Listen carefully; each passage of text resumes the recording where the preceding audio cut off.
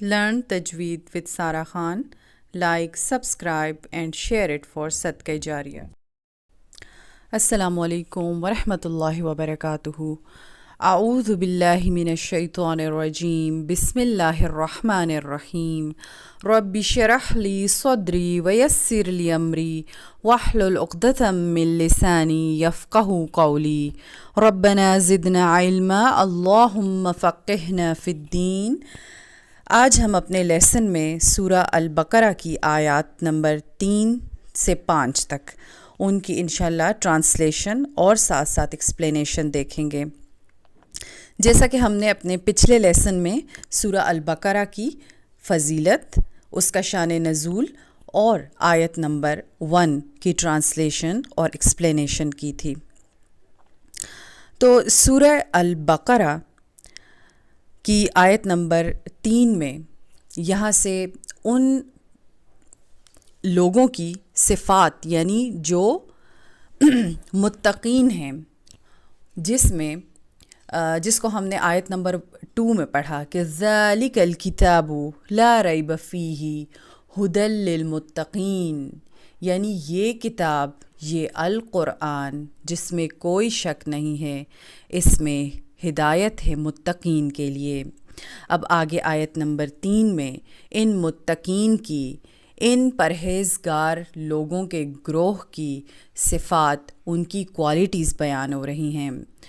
اور ماشاءاللہ میں یہی دیکھ رہی تھی کہ کتنی خوبصورت آیات کے ساتھ اس سورہ کی ابتدا ہے کہ متقین پرہیزگاروں کی کوالٹیز، یعنی الذین یؤمنون بالغیب ویقیمون الصلاۃ ومما رزقناہم ینفقون، یعنی وہ لوگ، یہ متقین کون لوگ ہیں؟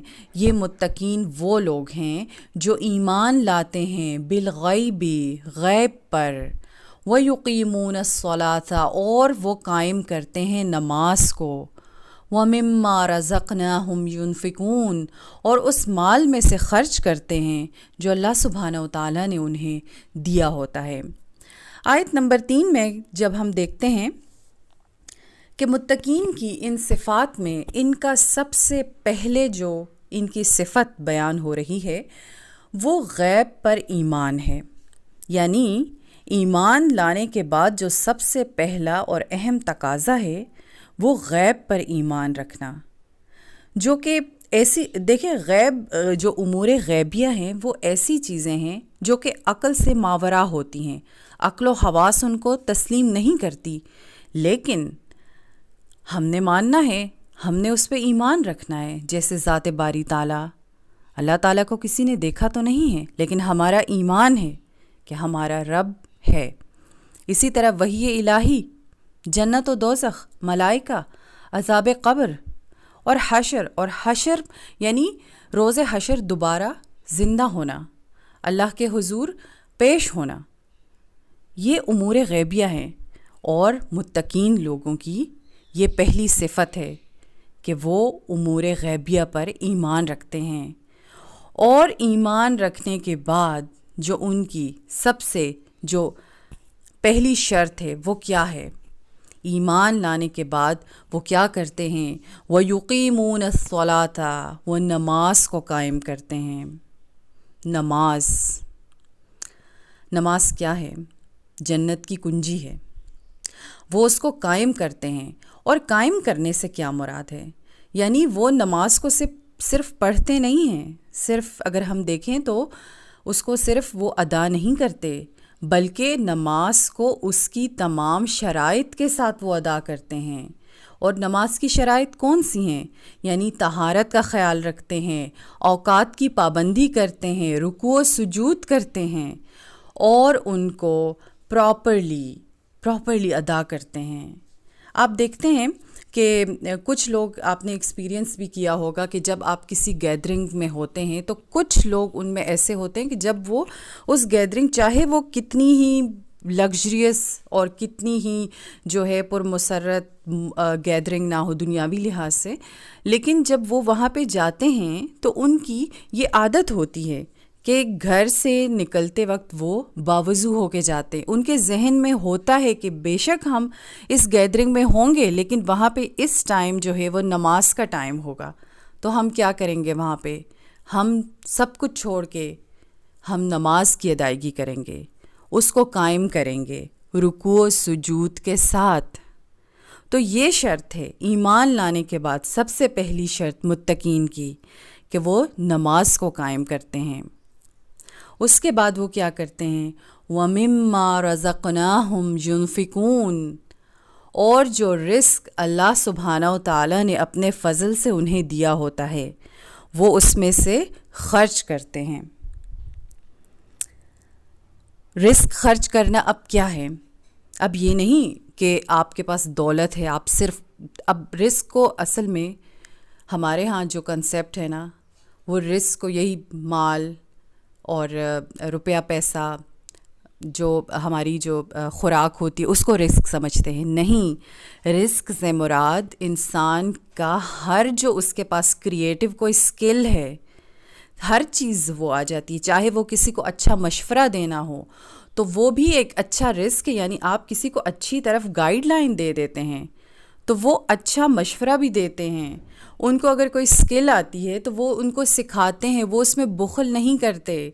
جیسے علم، اور سب سے بڑا جو آپ صدقہ جاریہ کرتے ہیں، آپ کو اللہ سبحانہ و تعالیٰ نے جو علم دیا ہوا ہے، آپ اس کو دوسروں کو آپ اس کو ٹرانسفر کرتے ہیں، آپ اپنے علم کا صدقہ کرتے ہیں، اس میں سے خرچ کرتے ہیں. یعنی آپ علم کو اپنے پاس جو ہے وہ بچا کے نہیں رکھتے، اپنے پاس سیف نہیں رکھتے، آپ اس کو خرچ کرتے ہیں. اور یہ ایسا خزانہ ہے کہ چراغ سے چراغ جلتا ہے، اور کیا ہوتا ہے، اس سے روشنی پھیلتی ہے، لوگوں کے دل منور ہو جاتے ہیں. تو اس میں سے وہ لوگ خرچ کرتے ہیں. اس کے بعد وہ کیا کرتے ہیں کہ وہ صدقات نافلہ اور واجبہ دونوں کو بہت اہمیت دیتے ہیں. وہ اس میں کوتاہی نہیں کرتے. جہاں پہ وہ صدقات واجبہ ادا کرتے ہیں، ساتھ ساتھ صدقات نافلہ کو بھی بہت اہمیت دیتے ہیں. اور رزق خرچ کرنے میں سب سے پہلے جو حقدار ہیں وہ آپ کے اہل و عیال ہیں. آپ ان پہ خرچ کریں. اور متقین کی کیا صفت یہاں بیان ہوئی ہے کہ وہ یہی کرتے ہیں، وہ اپنے اہل و عیال پر خرچ کرتے ہیں اور اس کو باعث برکت سمجھتے ہیں. اہل ایمان جو متقین ہیں وہ حسب استطاعت دونوں کو بہت اچھی طرح سے ادا کرتے ہیں. پھر آگے ہم دیکھتے ہیں کہ آیت نمبر 4 میں متقین کی دوسری جو نیکسٹ صفت ہے وہ بیان ہوئی ہے کہ وَالَّذِينَ يُؤْمِنُونَ بِمَا أُنزِلَ. اور یہ کون لوگ ہیں؟ یہ متقین وہ لوگ ہیں جو ایمان لاتے ہیں. ایمان لاتے ہیں کس پر؟ اس پر جو اللہ سبحانہ و تعالیٰ نے نازل کیا آپ صلی اللہ علیہ وآلہ وسلم پر، یعنی اس قرآن پر. وما انزل من قبلک، اور جو نازل کیا گیا اس سے پہلے، یعنی نبی صلی اللہ علیہ وآلہ وسلم سے پہلے جتنے صحائف جو صحیفے تھے، وہ جتنے انبیاء پہ آئے، متقین ان پر ایمان رکھتے ہیں. یہ ایمان والے اس پر ایمان رکھتے ہیں. گو کہ وہ کتابیں اب اپنی اصل شکل میں موجود نہیں ہیں، وہ قابل عمل نہیں ہیں. عمل کی کتاب، قابل عمل کتاب جو ہے وہ صرف قرآن ہے، لیکن ہمارا اس پر ایمان ہونا چاہیے اور ہونا ہے. ہمارا ایمان ہے. پرانی جو ہماری جو پچھلی کتابیں ہیں تو اہل ایمان جو متقین ہیں ان کا اس پر ایمان ہے، اور اس کے بغیر ایمان کی شرط مکمل نہیں ہوتی. وَبِالْآخِرَةِ هُمْ يُوقِنُونَ، اور وہ آخرت پر یقین رکھتے ہیں. یہ متقین کی صفات ہیں جو ان آیات میں بیان ہو رہی ہیں. اب دیکھتے ہیں کہ جو متقین کی صفت ہے کہ وہ مال میں سے خرچ کرتے ہیں، تو اس کے بارے میں نبی صلی اللہ علیہ وآلہ وسلم فرماتے ہیں کہ اللہ تعالیٰ فرماتا ہے کہ اے ابن آدم، اپنی ضرورت سے زائد مال خرچ کر دینا تمہارے لیے بہتر ہے، اور اگر تم اس کو روک لو گے تو تمہارے لیے برا ہوگا. گزر بسر جتنا مال رکھنے میں تم پر کوئی ملامت نہیں، اور دینے کی ابتدا اپنے گھر والوں سے کرو، اور اوپر والا ہاتھ نیچے والے ہاتھ سے بہتر ہوتا ہے۔ تو یہ متقین کی صفات ہیں۔ جو پرہیزگار ہوتے ہیں وہ ہر طرح سے اپنے آپ کو بچا کے رکھتے ہیں، وہ اللہ سبحانہ و تعالیٰ کے احکامات کو بجا لانے میں آر نہیں سمجھتے، وہ اس کی بجاوری کرتے ہوئے وہ کیا کرتے ہیں، وہ دنیا میں خوشحالی اور سعادت و کامرانی پاتے ہیں، اور انہی صفات پہ چلتے ہوئے وہ کیا کرتے ہیں، آخرت میں ان کو کامیابی ملے گی۔ یہی وہ متقین ہیں جو کہ آخرت پر یقین رکھتے ہوئے اپنے تمام اعمال صحیحہ ادا کرتے ہیں اور تقوی و عمل کا دامن ہاتھ سے نہیں چھوڑتے۔ آیت نمبر 5 میں ہم دیکھتے ہیں کہ اولئک علی ھدی من ربہم، یہی وہ لوگ ہیں جو ہدایت پر ہیں۔ کون لوگ؟ یعنی یہی متقین لوگ جو ہیں۔ اس آیت میں اب ان کا انعام یعنی ان کا انجام کیا ہوگا، یہ جو تمام اعمال انجام دے رہے ہیں، اس کے بعد ان کو آخرت میں کیا انعام ملے گا، ان کا جو رزلٹ ہوگا وہ کیا ہوگا، کہ یہی وہ لوگ ہیں جو ہدایت پر ہیں اپنے رب کی طرف سے، وَأُولَئِكَ هُمُ الْمُفْلِحُونَ، اور یہی وہ لوگ ہیں جو فلاح پانے والے ہیں۔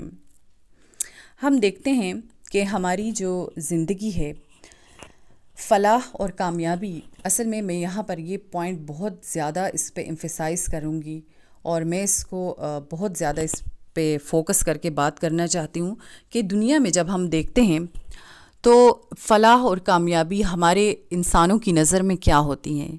ہم یہی سمجھتے ہیں نا کہ جس کے پاس مال و دولت، جاہ و جلال، رتبہ اور شان و شوکت کی زندگی ہوتی ہے تو ہم سمجھتے ہیں کہ ہاں یہ شخص تو کامیاب ہے، یہ تو فلاح یافتہ ہے، اس کے پاس تو دیکھیں اتنا لگژریس گھر، گاڑی، پیسہ، نوکر چاکر سب کچھ ہے۔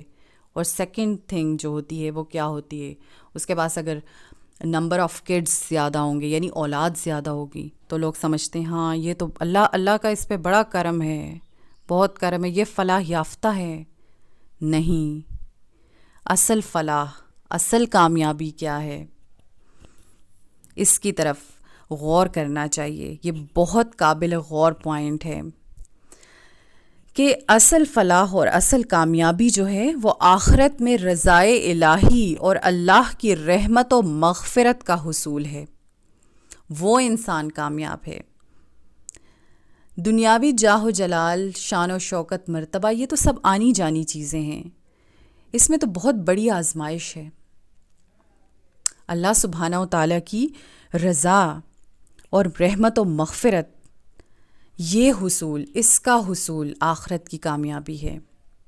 آپ دیکھیں کہ جب ہم اپنے منہ سے ایسے جملے بھی نکال رہے ہوتے ہیں تو دیکھیں اللہ تعالیٰ خود فرماتے ہیں کہ میں کسی کو دے کے آزماتا ہوں اور میں کسی سے لے کر آزماتا ہوں، لیکن ہماری جو عام جو دنیاوی جو سطحی نظر ہوتی ہے نا، جب کوئی شخص بہت زیادہ مال و دولت والا ہوتا ہے یا اس کی اولاد زیادہ ہوتی ہے تو وہ لوگ سمجھتے ہیں کہ ہاں یہ کامیاب ہے، تو اس سے کیا ہوتا ہے، وہی جو کنسیپٹ ہے نا وہ معاشرے میں سروائیو کرتا ہے، اور پھر کیا ہوتا ہے کہ فرض کریں جس سے اللہ تعالیٰ نے لیا ہوتا ہے اس کے لیے زندگی گزارنا ایک مشکل ترین، ایک کٹھن ترین مرحلہ بن جاتا ہے۔ ہم یہی سمجھتے ہیں کہ اگر وہ غریب ہے، اس کے پاس اتنا سب کچھ نہیں ہے، مینس کہ وہ خسارے میں ہے، وہ نقصان میں ہے۔ اصل میں جو ہمارے ورڈز ہوتے ہیں نا وہ آپ کا مورال اپ اینڈ ڈاؤن کرتے ہیں۔ جب آپ ایسے ورڈز یعنی مال و دولت اور جاہ و جلال والے شخص کو کہیں گے کہ ہاں یہ کامیاب ہے، جبھی تو اس پہ اللہ کا فضل ہے، نہیں، اس سے آپ لوگوں کے دلوں میں حزن پیدا کرتے ہیں۔